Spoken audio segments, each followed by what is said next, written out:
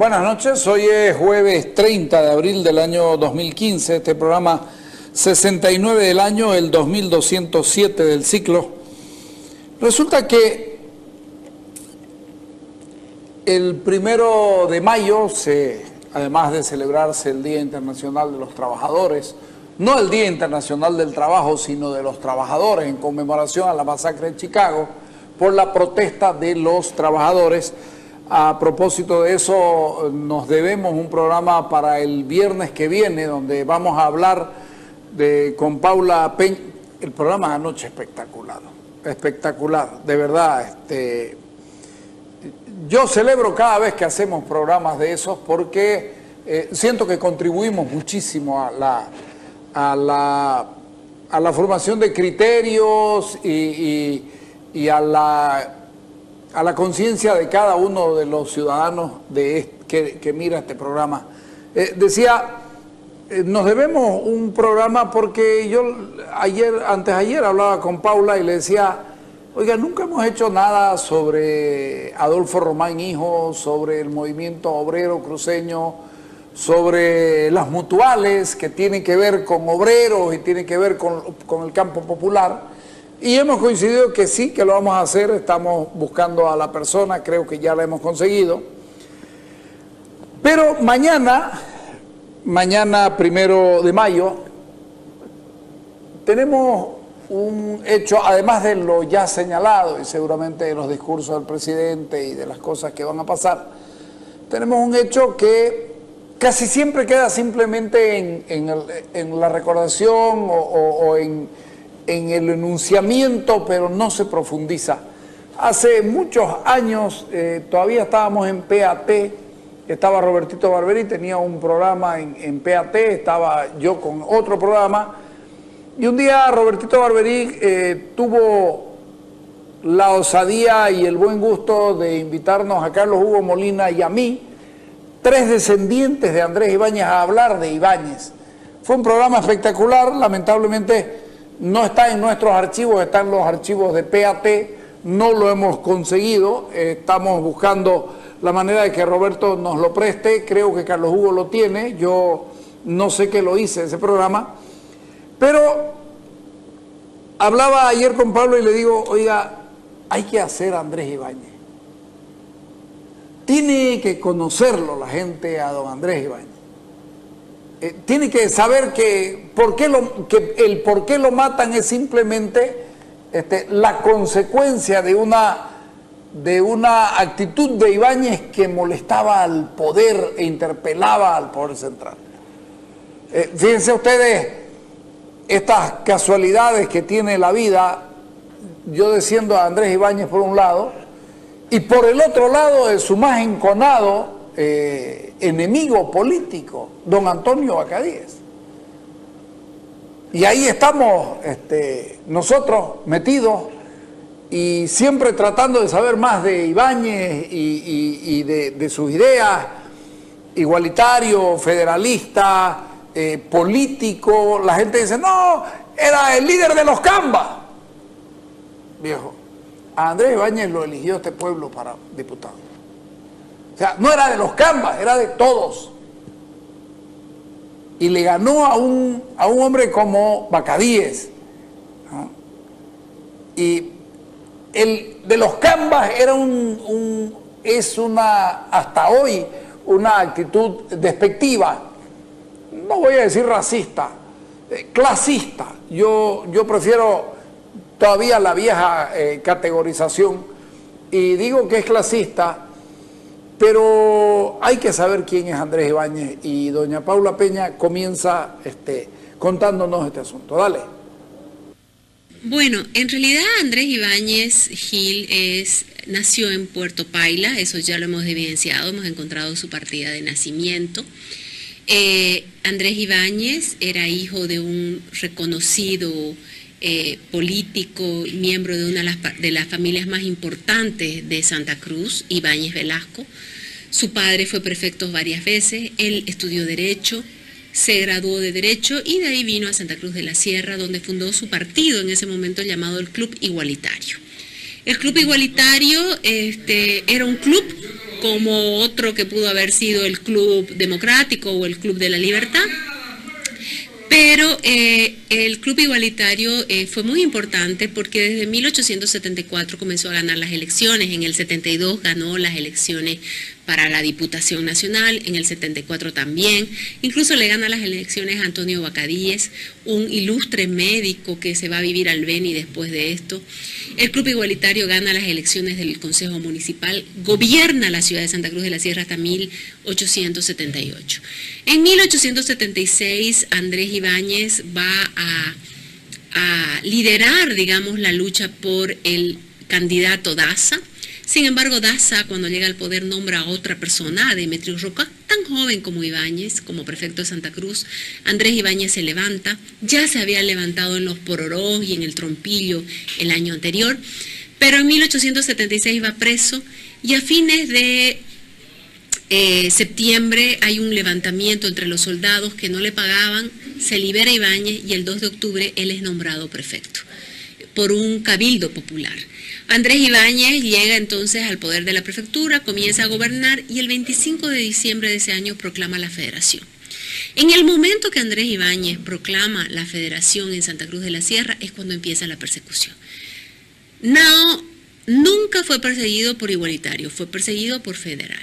A partir de diciembre de 1876, el gobierno manda a su mismo ministro de guerra, al ministro Villegas, a perseguir a Ibáñez, persiguen a Ibáñez y finalmente el 1 de mayo de 1877 lo fusilan. En San Diego, una estancia cerca de la frontera con Brasil, pasando el actual San Ignacio de Velasco. ¿Cuál es el valor de Ibáñez? Es un líder popular, pero lo más importante, Andrés Ibáñez llegó al poder por la vía democrática. ¿Por qué? Primero porque la sociedad cruceña es una sociedad altamente educada, donde las mayorías votan. Las mayorías, cuando estoy hablando, no solamente me refiero a un grupo, sino a todos los grupos. Al ser altamente educados, los que votaban en Bolivia eran mayores de edad, hombres, y que sepan leer y escribir, y con unas rentas mínimas de 200 bolivianos, y esa era la situación de la mayoría de los cruceños. El discurso igualitario, el líder obrero llega al poder por elecciones en el 72, en el 74, y su partido en las elecciones municipales. Por lo tanto, lo que tenemos que destacar de Ibáñez, en primer lugar, es su condición de líder popular, de líder obrero. Ya las historias del movimiento obrero, como la de Lora, lo consideran el primer líder obrero de Bolivia. Por ello, yo considero que el 1 de mayo debe celebrarse no solamente el levantamiento de los de Chicago, sino fundamentalmente el hecho de que Andrés Ibáñez fue fusilado en esa época, en esa fecha precisa.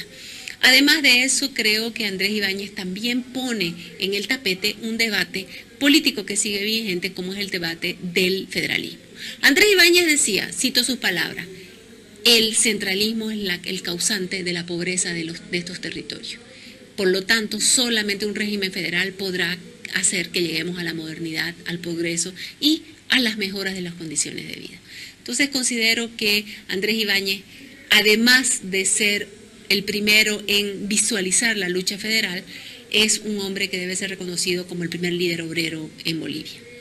Entre otros roles también fue secretario de Tristán Roca, ¿no? ¿Qué rol, cuál fue? Bueno, en todo caso creemos que Tristán Roca fue un gran maestro. Tristán Roca fue prefecto de Santa Cruz, fue un hombre con sus planes fundamentales para el desarrollo de Santa Cruz, planes camineros, planes de educación, ¿no? Él trajo la imprenta y la imprenta pues cambia el mundo, ¿no? Los pueblos que tienen imprenta tienen las posibilidades de crecer y en 1864 Tristán Roca trae la imprenta a Santa Cruz y al traer la imprenta la situación va a cambiar para siempre en esta ciudad. Fíjense ustedes, siempre, incluso hace unos 2 o 3 programas, conversamos con Paula y yo le decía que la sensación que yo tenía era que la interpelación al sistema centralista había sido lo que genera y causa la persecución a Ibáñez. Y ella me hizo notar ese momento de lo igualitario. Y claro, uno por suerte va y busca la historia del movimiento obrero en sus 9 volúmenes, 8 o 9 volúmenes que tiene don Guillermo Lora, Y efectivamente ahí encuentra uno a don Guillermo Lora hablando de Andrés Ibáñez como el hombre del igualitarismo, como el más avanzado del movimiento obrero o el precursor del movimiento obrero en Bolivia.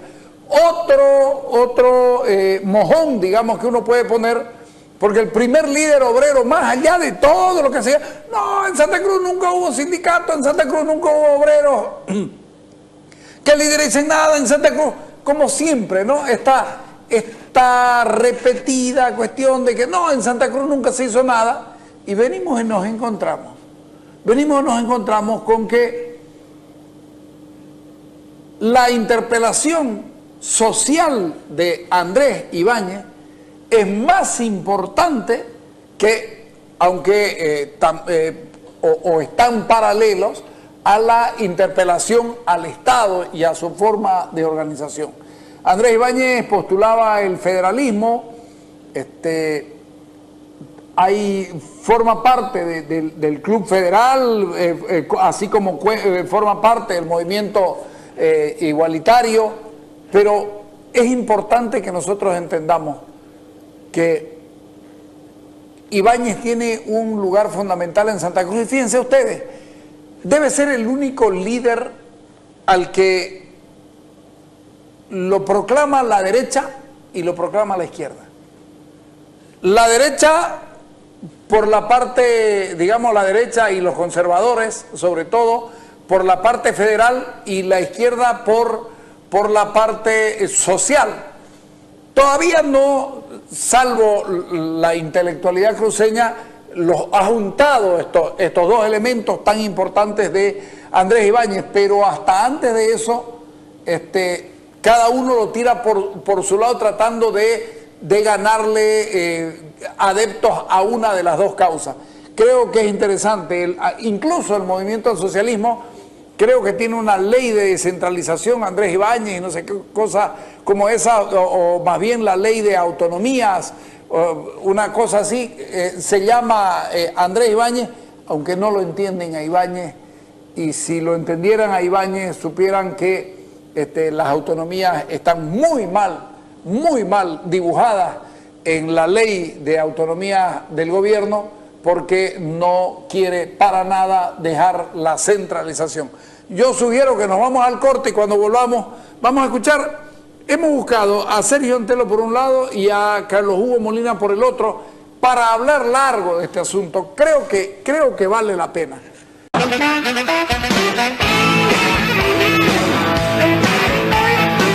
Hablamos con Sergio Antelo sobre Andrés Ibáñez en la parte de la revolución social de América Latina. Escuchen la importancia de lo que dice don Sergio Antelo Gutiérrez. Dale. El valor de don Andrés Ibáñez en el contexto no solamente histórico, sino también en el contexto político, en el tema, por ejemplo, del federalismo y de esta corriente ideológica del igualitarismo. Bueno, según algunos autores, dicen que Andrés Ibáñez ha sido uno de los precursores de la revolución socialista en América Latina, ¿no? Si es verdad o mentira, ese es otro problema. Ahora, evidentemente el movimiento de Ibáñez es un poco, digamos, un movimiento más o menos híbrido, ¿no? Quiero decir que por un lado apunta al igualitarismo, ¿no? Y por otro lado apunta al federalismo, o sea, tira a dos lados. El igualitarismo, por ejemplo, no es una idea esencial de Ibáñez, ¿no? En esa época ya había, por lo menos en los escenarios europeos, en 1850, por ahí más o menos, estaba muy en boga, estaba muy vigente las ideas anarcosindicalistas, anarcosocialistas, digamos, de Proudhon, de Bakunin y otros más. Entonces era un movimiento internacional, no era tan regional ser igualitario, ¿no? O sea, se le puso el nombre igualitario porque evidentemente se acomodaba mejor a la idiosincrasia, ¿no? Pero en realidad era un movimiento de carácter social, ¿no? Y de carácter político-social que tenía un trasfondo en las revoluciones, en las revoluciones de Europa, ¿no? Bien.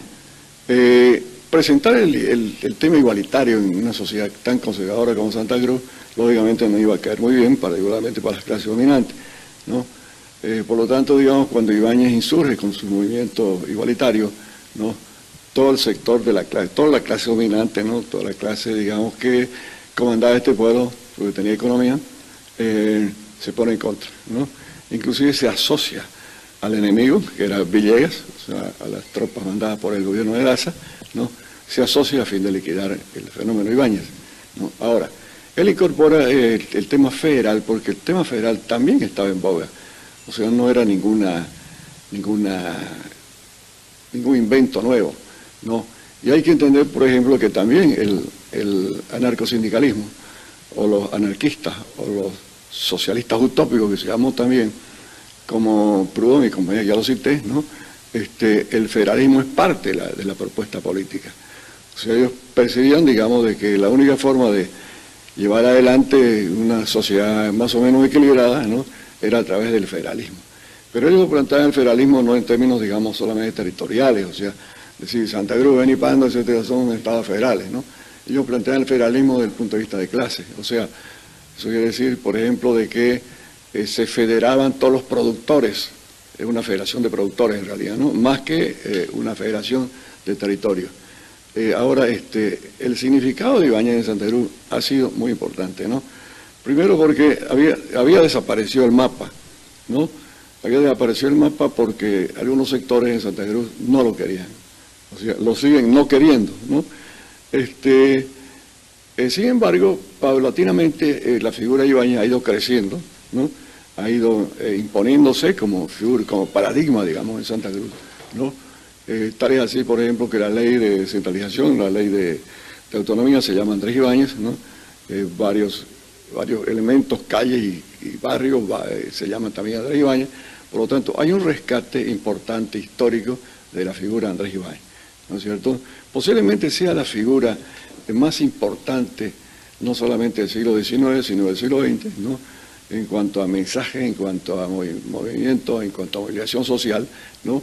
Ibáñez ha sido una figura paradigmática. Él, en primer lugar, trabajó, mejor dicho, para Daza.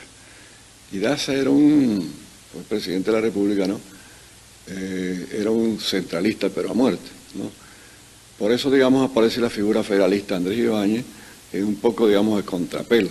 Y ese fue un poco también la rabia de Daza para poder, digamos, reprimir la movilización en Santa Cruz, ¿no?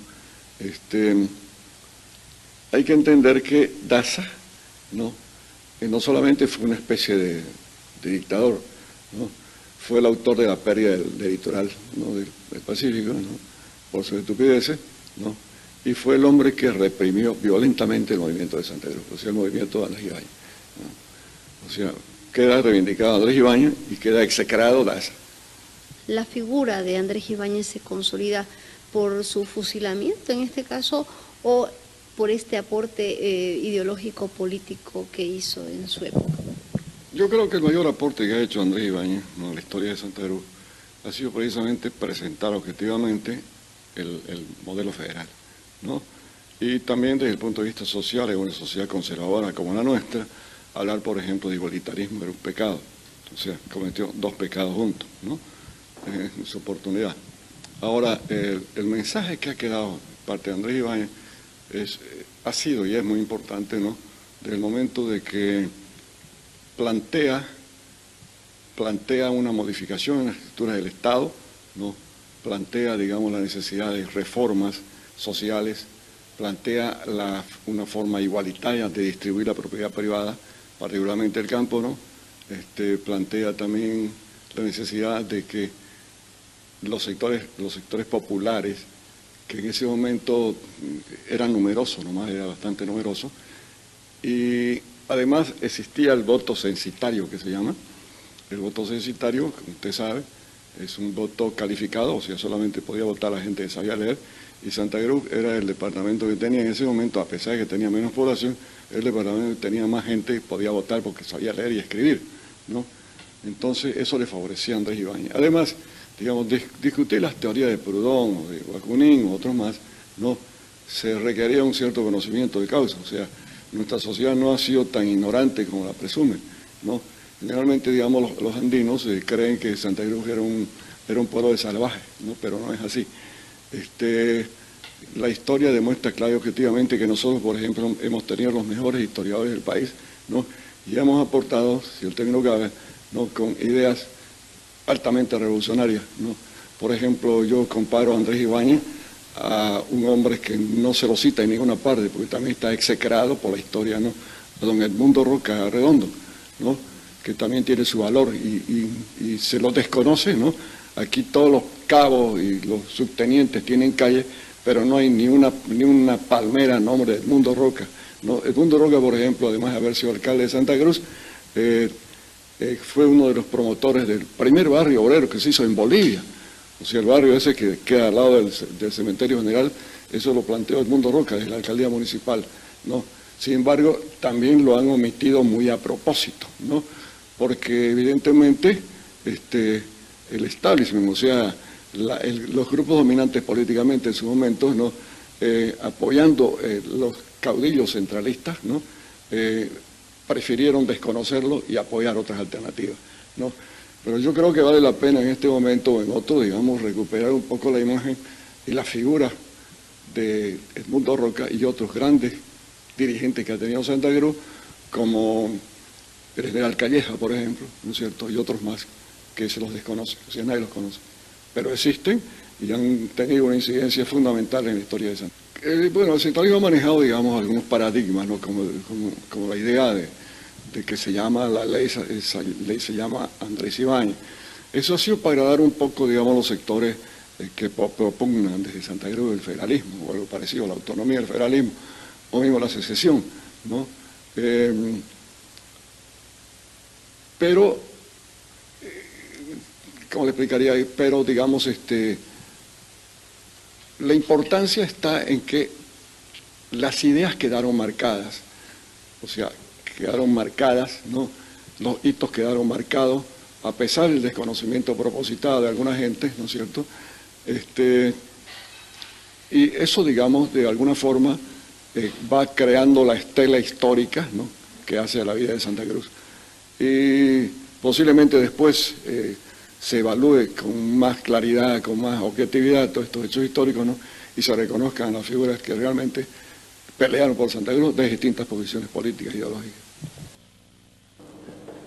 Yo de verdad que celebro estar haciendo este programa y voy a entrar al tema de Proudhon y Bakunin, porque lo discutimos con Robertito y con Carlos Hugo cuando hablamos, porque, mierda, este pueblo estaba lejos de todos lados y cerca de ninguno, y encontrar una influencia probablemente no muy marcada, no muy clara, por ahí la referencia es alguna de sus obras o algunas cosas de estas, pero de Proudhon es interesante porque ahí lo tenés que meter incluso a Marx.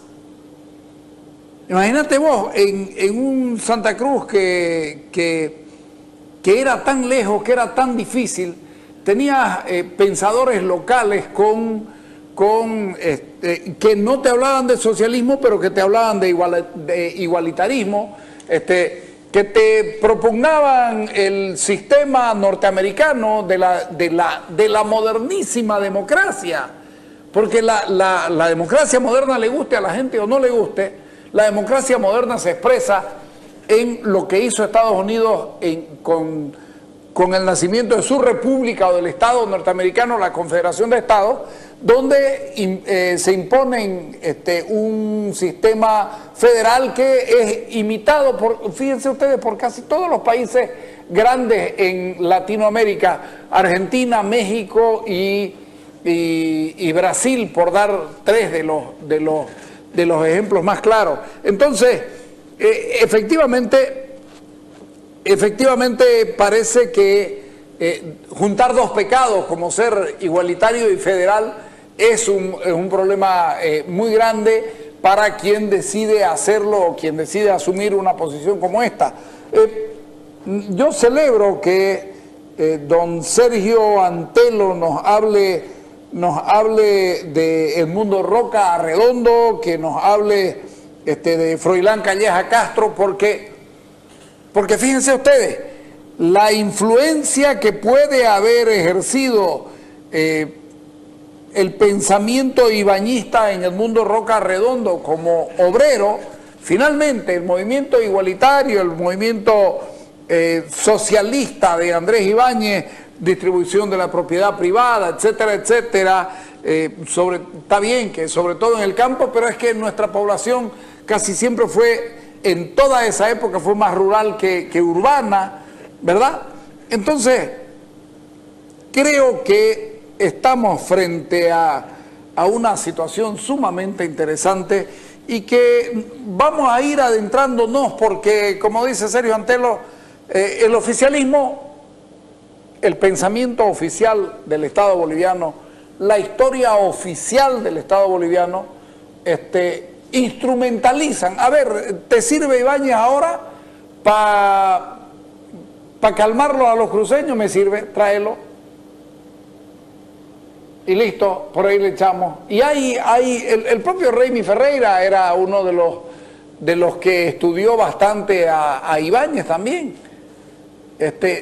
Hay mucho para ubicarlo y para encontrarlo. Nosotros vamos a hacer los esfuerzos más grandes porque vamos a ver si podemos conseguir esta entrevista o esta conversación que tuvimos en este mismo estudio cuando era mucho más chico con Carlos Hugo Molina y con Roberto Barberí.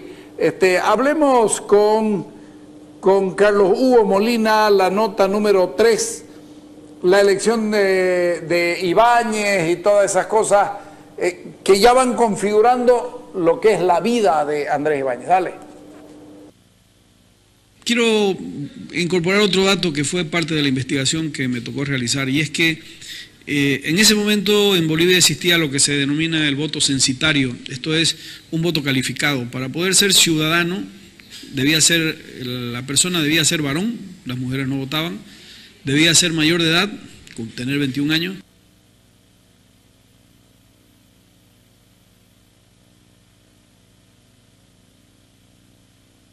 No importa, yo dije 3, vos meterla a la 2 y listo.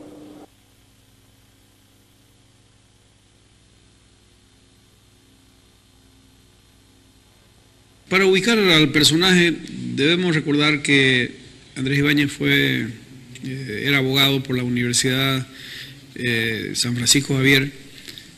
Además de este estudio que él hizo en esa universidad, tuvo una presencia nacional por su paso por la Cámara de Diputados. Fue diputado en 3 periodos, elegido y con debates muy interesantes cuando uno revisa los anuarios legislativos. Entonces, había una presencia que desde el punto de vista físico, Andrés Ibáñez la tenía a nivel nacional. Cuando él regresa ya a cumplir funciones políticas en Santa Cruz, lo hace sobre la base de una propuesta que tenía 2 características. Y las 2 características son necesarias ponerlas en valor, porque solo así se explica lo que se produce a nivel de movilización política que lleva adelante el gobierno del presidente Daza. La propuesta del movimiento igualitario tenía la base filosófica, epistemológica, de lo desarrollado por Proudhon en su texto Ideas Revolucionarias del año 48, y que fue puesto en funcionamiento de manera, la palabra no es experimental porque en materia social y política no se hacen experimentos, pero que se llevó casi como un intento de modelo anarquista, siguiendo la línea de Proudhon, en la Comuna de París en 1871. Las 2 líneas que sostiene ideológicamente Andrés Ibáñez están basadas específicamente, en primer lugar, en el igualitarismo, el concepto de que el Estado debía preocuparse de dar oportunidades para que todas las personas pudieran desarrollarse a plenitud, y que la economía no debía ser un elemento limitante en materia de formación ni en materia de oportunidades, y que eso llevaba a que se trabaje muy fuerte con un concepto de pequeña industria, diríamos ahora, con artesanos, con sistemas, hoy tendríamos y podríamos decir cooperativos, que recogía la posibilidad de que a través de pequeñas organizaciones o de organizaciones grandes de artesanos y de pequeños productores campesinos tuvieran la posibilidad de ocupar una función política y una función económica. El segundo elemento de la propuesta, y es parte de un debate que se desarrolla entre Proudhon y Carlos Marx, es el concepto de la organización del Estado. Proudhon sostenía la propuesta federal como forma organizativa que hacía lógica fundamentalmente a la producción económica y a la producción social, a la relación económica y social. Señalaba que la forma perfecta de organización del Estado tenía que ejecutarse a través de un modelo federal, porque bajo esa condición era posible dar lugar a que los territorios de los estados pudieran participar de manera efectiva y desarrollarse a plenitud. Bueno, ambas categorías encuentran en la propuesta del Partido Igualitario que lleva adelante Andrés Ibáñez, y que aquí viene el elemento histórico que es necesario tomar en cuenta, porque si no, no tendría explicación.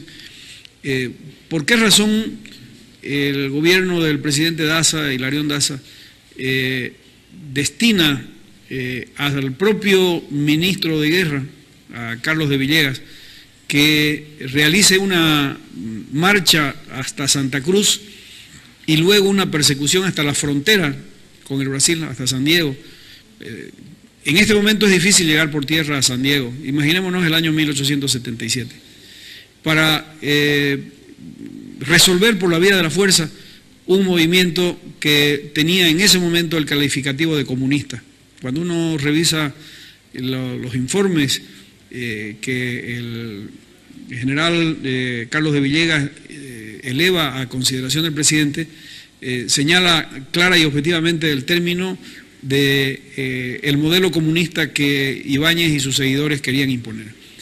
El elemento representativo de ambas situaciones, el trabajo con los sectores sociales vinculados a pequeños gremios, a pequeña industria, a artesanos, por un lado, y el modelo de Estado gestionado a través de un Estado federal basado en comunas, en municipios. Esto es importante. La base de la propuesta anarquista llevada adelante en París en 1871 arranca con un nombre que es con el que se lo conoce históricamente, que es la Comuna de París. El concepto comuna acá tiene sus dos acepciones: el del trabajo comunitario local básico de gestión y de desarrollo, y el trabajo del órgano público, municipio, alrededor del cual se organizaba la actividad. Bueno, resulta significativo que en medio de la selva, en 1876, perdido en la distancia de los montes y de los ríos, en este espacio de una ciudad como Santa Cruz, que en ese momento tenía 12.000 habitantes, se produjera una propuesta cuyos contenidos eran lo que se debatía en el mundo desde el punto de vista ideológico. En el primer mundo era lo que se debatía en Europa, lo que se debatía en Francia, Inglaterra y Alemania.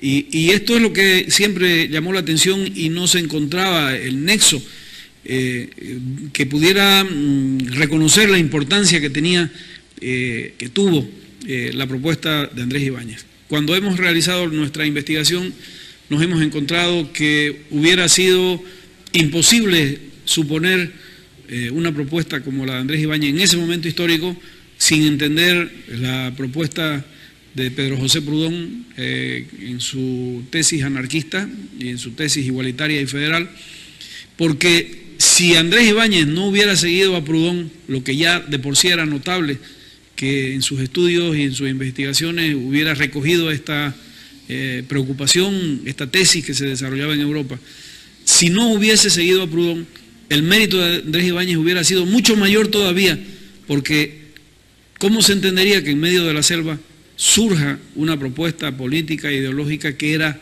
la razón del debate que había en el primer mundo? Esto es muy interesante porque le da la dimensión exacta del valor que tiene Andrés Ibáñez. ¿Cuánto de relación, influencia puede tener con esta asociación federal que era dirigida por Felipe Leonard Cabrera, Andrés Ibáñez? A ver, hay muchos personajes históricos que sostienen el tema federal en Bolivia. Recordemos que en la constituyente de 1871, que es la que se realiza después del gobierno de Melgarejo, que es la que restablece la democracia en Bolivia, se llevó a voto, fue la primera vez que se hizo, se llevó a voto el modelo de Estado, y si debía ser unitario y debía ser federal. Y cuando uno revisa el anuario legislativo y el anuario de la constituyente, encontramos unos debates extraordinarios en términos de riquezas y de profundidad que aún a hoy podrían ser argumentos utilizables, válidos desde el punto de vista de realidades. Las categorías que se utilizan de gobernar cerca siempre es mejor que hacerlo de lejos, que los servicios se brindan de mejor manera, dando respuestas locales, adelantándose, quiero volver a decirlo, a una de las tesis que desarrolla la escuela alemana y la escuela francesa de la gestión pública a finales del siglo XIX. O sea, el debate boliviano de 1871 tiene un componente vinculado a la gestión de Estado y al naciente derecho administrativo. Ese era el componente. Todavía no existía un solo texto de derecho administrativo, pero ya el tema de los servicios públicos estaba siendo incorporado por la doctrina francesa y la doctrina alemana. Está presente en la constituyente de 1971, y personajes como Lucas Mendoza de la Tapia, como Nathaniel Aguirre, para decir solo algunos, son los que marcan el debate y la posición de naturaleza federal. Una paradoja de naturaleza histórica: formaba parte de los núcleos federalistas paceños el general Carlos de Villegas, que es el ministro de guerra de presidente Daza, que viene y toma preso y luego fusila a Andrés Ibáñez. Y la paradoja continúa porque posteriormente Carlos de Villegas siguió formando parte de los núcleos de debate federal que se producen en Bolivia. Probablemente, más allá del nombre que me está señalando y de los otros que aparecen como parte de la dinámica local y la dinámica nacional, el elemento más importante de esa secuencia se da con la Revolución de los Domingos en Santa Cruz en 1894, que plantea, inclusive se llega hasta la emisión de un papel moneda del Oriente, como mecanismo de transacción comercial y económica, y tienen la Revolución Federal de 1899, el punto culminante en el que este debate entre unitarismo y federalismo termina resolviéndose por la fuerza, la victoria de la Revolución Federal, pero la continuación del unitarismo. Fíjense ustedes, interesante, y yo me agarro, y lo hemos discutido y lo hemos conversado, y a ver, ¿era tan genial Andrés Ibáñez como para, probablemente sí, pero era tan genial como para haber generado un pensamiento acercado a Proudhon, al igualitarismo, al socialismo, más allá de cómo veía Marx el sistema de administración del Estado, también igual, o ya tenían lecturas que lo acercan a un pensamiento universal europeo y que diga, bueno, esto lo podemos hacer aquí. Imagínense, 12.000 habitantes tenía Santa Cruz, y se le ocurre a este hombre que gana 2 elecciones, ojo, esto es importante, gana 2 elecciones, no una, gana 2 elecciones por la mayoría, lo obliga a Bacadíes a irse, lo obliga a Bacadíes, no le gusta perder de la manera que pierde y se va. Y Andrés Ibáñez plantea federalismo, plantea un modelo unitario, igualitario en lo social, federalismo en lo administrativo, tiene concordancia y Carlos de Villegas, el hombre que lo fusila, era parte, digamos, de su mismo pensamiento, pero en lo administrativo, y termina corriéndolo, ya no entonces por lo administrativo, sino por lo social. Creo que nosotros los cruceños nos debemos muchísimo investigar sobre Ibáñez, sobre Edmundo Roca, sobre los que nos hicieron. El propio Bacadíes es un médico destacadísimo, un hombre de la alta sociedad cruceña, igual que el padre claro, uno se pone a pensar, tenían que ser más o menos de la alta sociedad o tener algunos medios, algunas posibilidades para irse a estudiar a Sucre, porque si no, ¿de dónde ibas a sacar? ¿De dónde ibas a sacar? Creo que estamos y hemos pinchado un asunto que hemos encontrado una veta sobre la cual vamos a trabajar en más de una oportunidad en el transcurso de este año, porque aquí hay harto para hablar, harto para investigar, harto para decir, harto para debatir, entonces vamos a ir bien.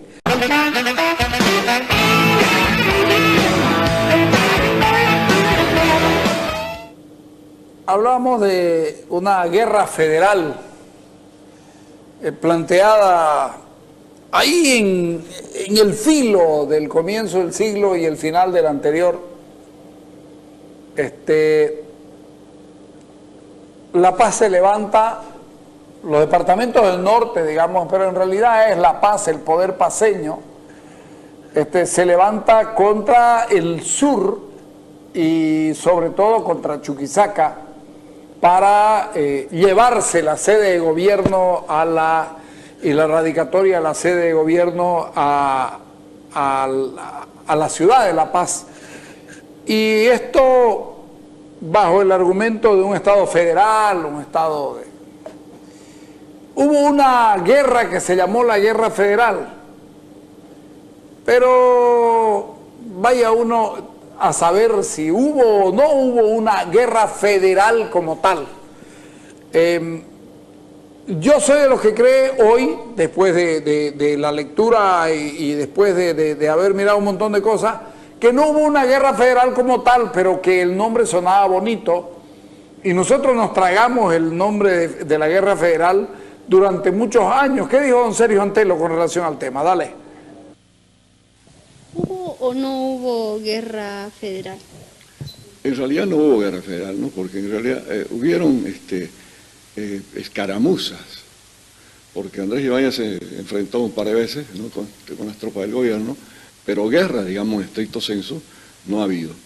Sin embargo, en el movimiento de los igualitarios, 10 años después, ¿no? Ahí se presentó una situación más o menos organizada de un estado de guerra, porque había un Estado Mayor Federal, ¿no es cierto?, con grupos organizados, ¿no?, con artillería, infantería, caballería, etcétera, etcétera, ¿no?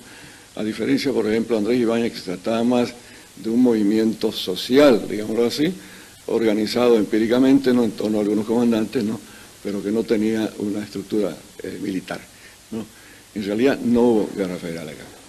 Yo creo que la revolución de Andrés Ibáñez, o el movimiento insurreccional de Andrés Ibáñez, retoña nuevamente con la revolución de los domingos, 10 años después.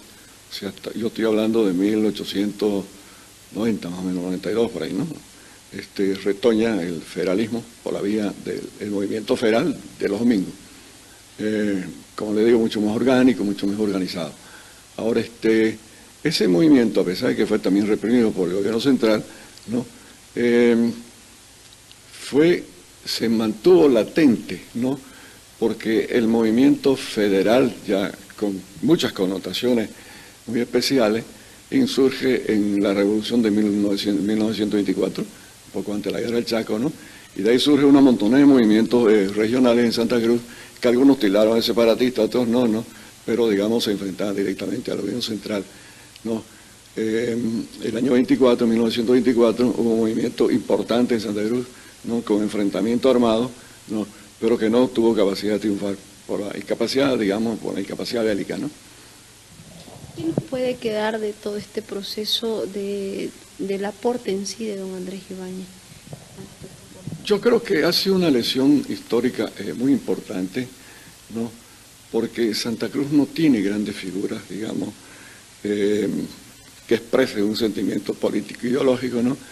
El cruceñismo ha sido históricamente un movimiento vacío de contenido, sin mucha ideología, a diferencia, por ejemplo, de la Revolución de los Domingos, de la Revolución del 24 y la Revolución de Andrés Ibáñez, que sí tenía un contenido político ideológico, ¿no?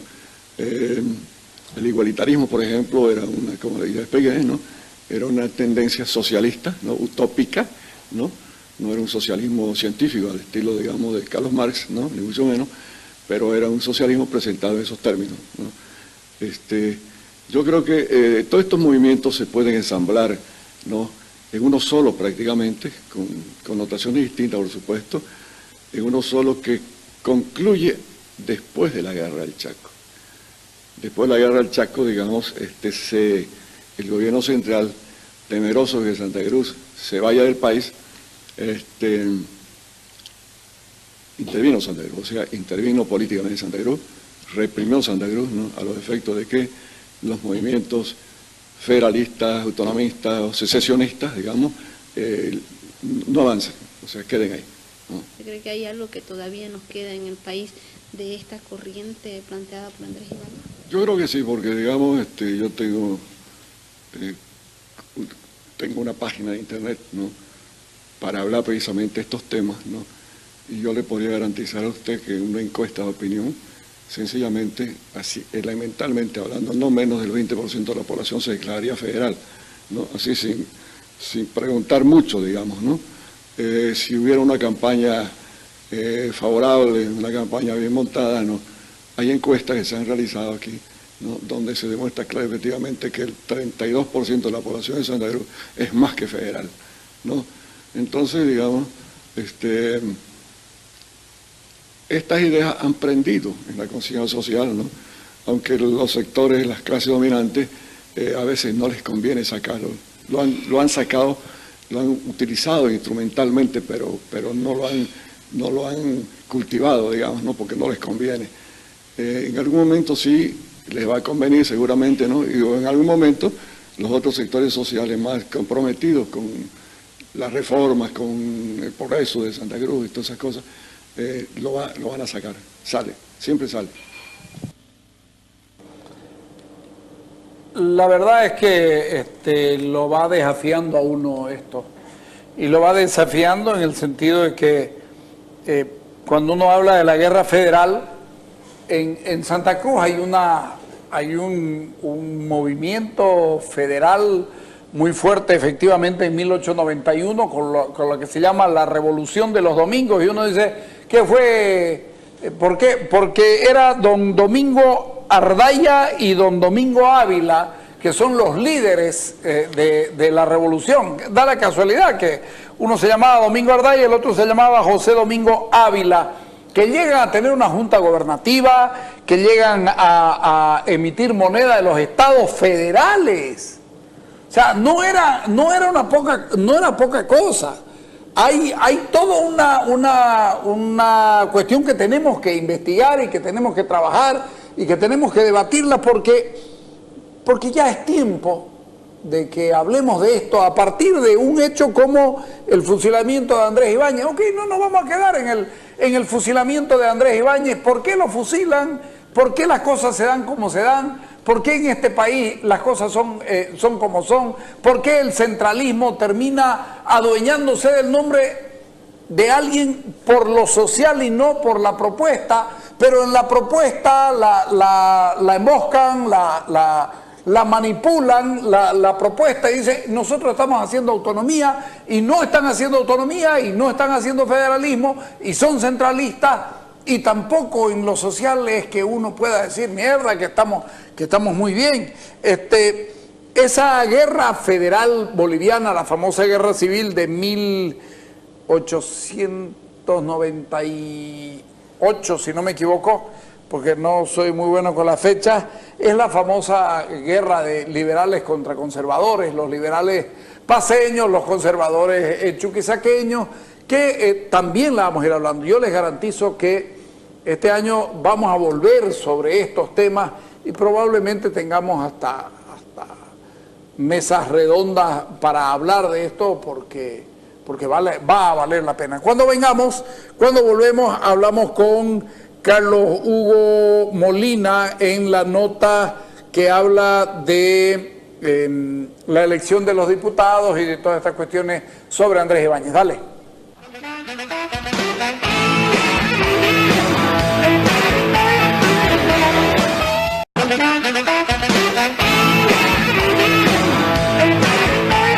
Historia pura, por supuesto, con un análisis social y desde este punto de vista tan claro que tiene Carlos Hugo Molina sobre qué pasa con Ibáñez, por qué logra ganar la elección a Bacadíes y todas esas cosas que creo que son fundamentales. Dale.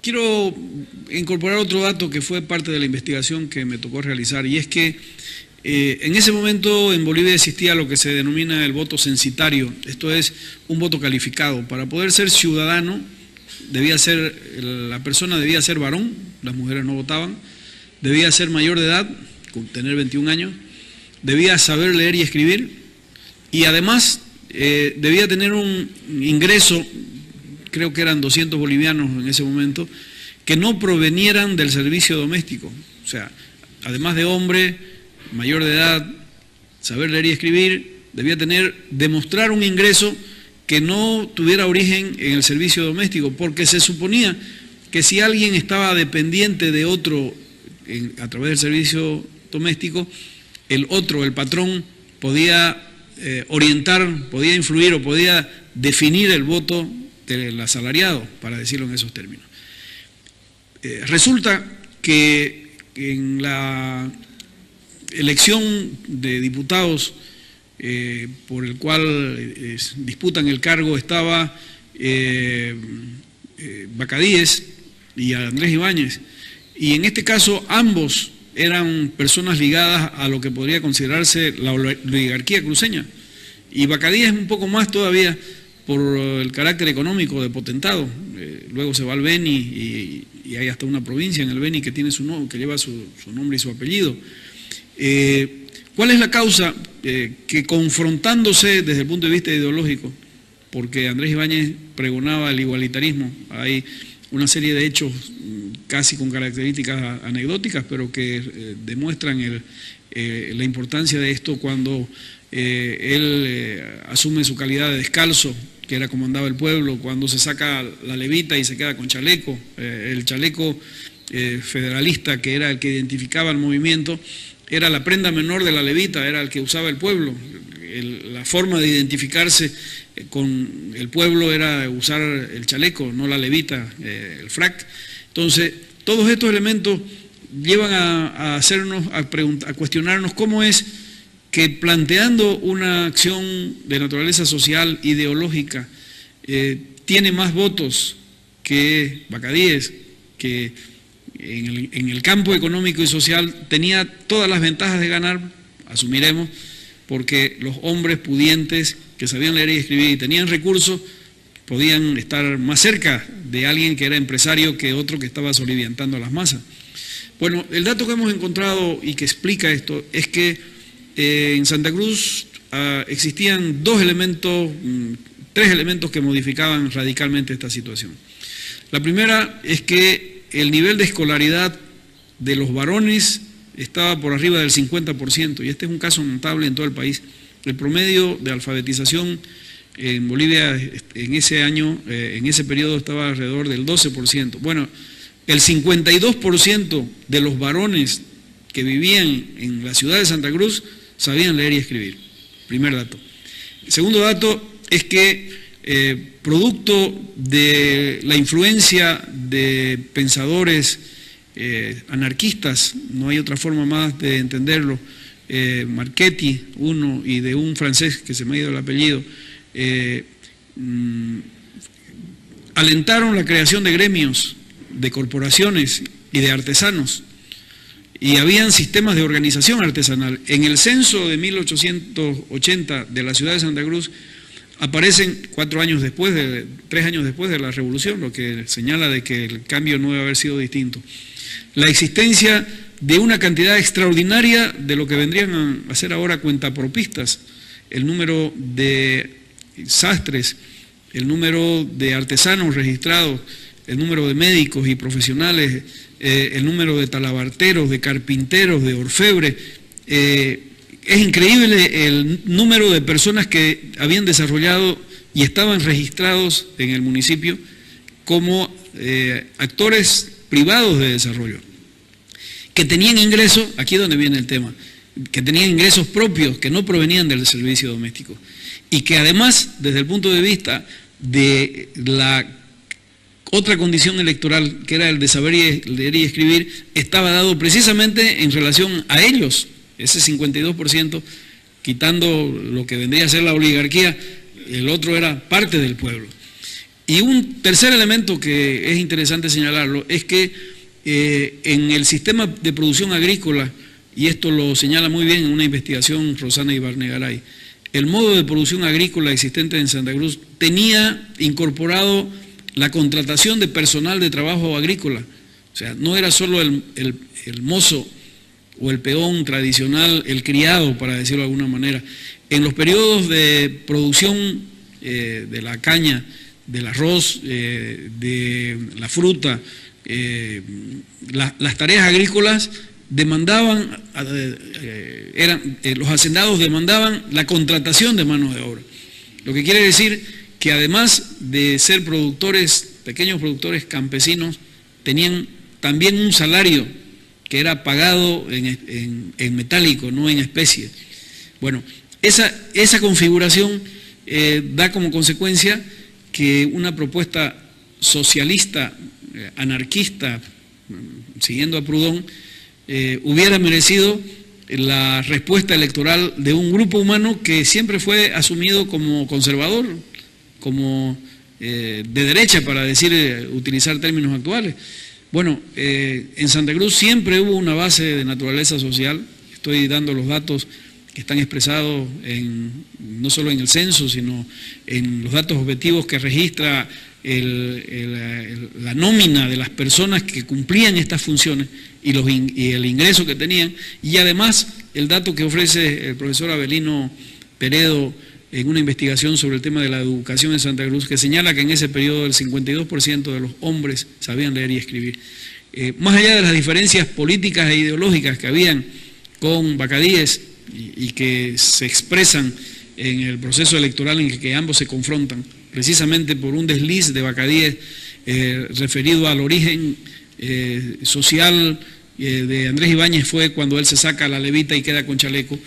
Más allá de esa diferencia ideológica absolutamente clara, el respaldo por el cual gana las elecciones Andrés Ibáñez estaba dado por un conjunto de naturaleza social que asumía y entendía una forma distinta de entender el mundo y una forma distinta de conceptualizar ideológicamente la producción, la economía y la sociedad. Precisamente estas ideologías que me cuenta que tiene Andrés Ibáñez fueron los que lo enfrentaron con esta élite cruceña, la más alta. A ver, él era parte de la élite cruceña. Su padre, don Francisco Ibáñez, fue 5 veces prefecto de Santa Cruz. Andrés Ibáñez vivía a una cuadra de la plaza. Él fue heredero de Francisco Ibáñez de todas las tierras que hoy se conocen de manera genérica como La Colorada, que llegan hasta las Lomas de Arena, de atrás del aeropuerto. Difícil suponer que hubiera podido movilizar en ese entonces a todas las huestes y sostenerlas si es que no hubiera tenido él sus propios recursos y no hubiera contado con un grupo de personas que también tenían recursos y que pensaban igual que él. Entonces, más allá del elemento de confrontación que sí existió y que está expresado en la anécdota histórica que se recoge de por qué él deja la levita y se queda con el chaleco, tenemos que reconocer otro elemento que no ha sido puesto en valor debidamente y que esta investigación que me tocó realizar sobre Andrés Ibáñez la recoge, y es que el modo de pensamiento, de comprensión de la cultura, de la economía y de la política existente en Santa Cruz, en la ciudad de Santa Cruz, a pesar de tener tan poca población, de estar tan lejos de otros centros poblados, era un modo de pensamiento muy cercano al mundo. Otro de los elementos que está recogido en la investigación es la existencia de las bibliotecas privadas existentes. Había una cantidad de bibliotecas con una variedad de libros, de autores, que era lo que se leía en el mundo. Y eso formaba parte de la discusión de naturaleza local. En la Universidad René Moreno, en la Biblioteca Central, hay un libro hice referencia a Juan José Proudhon del año 48, escrito en francés, con el sello de la Biblioteca Municipal de 1874. O sea, si había un texto de Proudhon fechado del año 48 y con el sello de la Biblioteca Municipal del año 74 y escrito en francés, y en francés, debemos entender que se leía a los textos en origen, en los textos originales y en la lengua original. Si estaba en francés es porque alguien tendría que haberlo leído y tendría que haberlo manejado, y estaba en una biblioteca pública. Bueno, estos elementos permiten entender por qué a finales o al inicio del siglo XX Santa Cruz se organiza de manera tan extraordinaria a través de mutuales. Lo mutual es el espíritu igualitario del siglo XIX. Es el primer embrión de la solidaridad expresada no solo en términos sociales, sino también económicos. ¿O por qué más adelante, avanzando el siglo XX, se multiplican las cooperativas? Hay un espíritu gregario, diríamos, desde el punto de vista sociológico, que apela a la unión de las personas, a la solidaridad, a ponerse de acuerdo de manera colectiva, con fines productivos, económicos y políticos. Bueno, esta secuencia que desde el punto de vista histórico encuentra una explicación, primero igualitarios, luego mutuales, después sistemas cooperativos, también tenía su expresión en lo ideológico. Y la expresión en lo ideológico probablemente era tan encendida y encarnizada como lo es ahora, pero con una correlación de fuerzas que era mayoritaria en favor de los sectores sociales y populares. Si no, no habría forma de entender por qué ganó Andrés Ibáñez la elección.